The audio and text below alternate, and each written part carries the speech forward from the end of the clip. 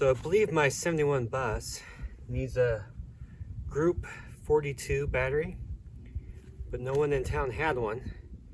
So I picked up the 25. I'm gonna see if that will work.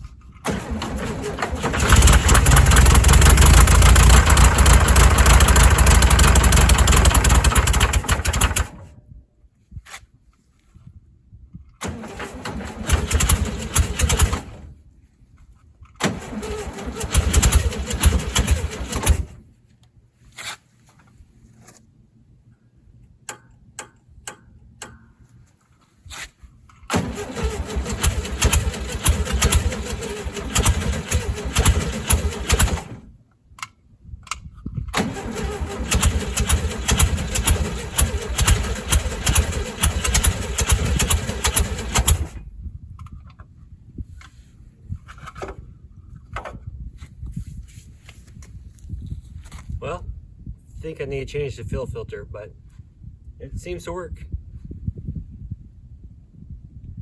I think that battery is going to work.